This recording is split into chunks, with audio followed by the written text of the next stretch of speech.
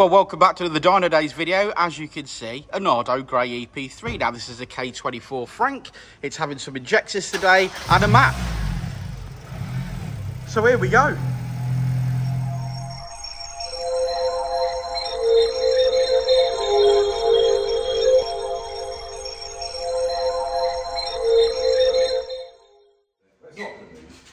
Yeah, because I hate them. I'm glad it's got something though, but yeah, no, check video in it. We're going to go something saying that you're going to do a scrappage scheme for him. Yeah, I am. Yeah.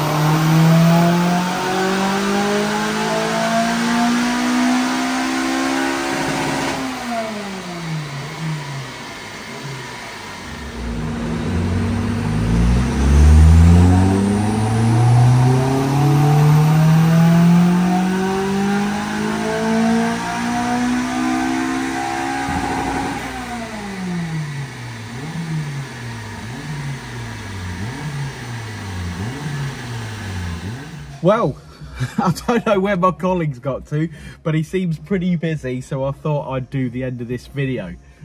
Yes, a K24 Frank in the house. And as she came in, obviously, we had a look at the modifications. And to be fair, they wouldn't have been sufficient to make power on the K20, so why would they on a K24? Now, obviously, that means that this car's got bags and bags of potential. It came in, K24 Frank, running stock injectors, and made 215 brake horsepower. And it leaves with 225, but when we look at the graph, we can see that we've made power right across the range there. However, we know it can do better. It's got a Tegiwa leaf heater on it. It's got an M2 Inlet Manifold on it. It's got a sports cat of some description. I think it might even be on stock manifold, but it's got a spoon rep exhaust system. Now these mods combined and the map, yes, it's gonna transform it. It's gonna drive brilliantly. It's quite smooth. Obviously, the power starts to tail off at the top end, as you would expect with flow issues. This car could do lots better. Admittedly, it's almost like taking all the mods off and starting again. We appreciate that. Wants a decent induction kit. Wants a, I don't know, like an RRC inlet manifold and a 3-inch exhaust system, maybe from Solid Fab. You know, it's a K24 Frank. It deserves these mods. It deserves the money to be spent on it because it will be so rewarding afterwards. But he might just enjoy it as it is, and like we always say, we map each car on its own merit.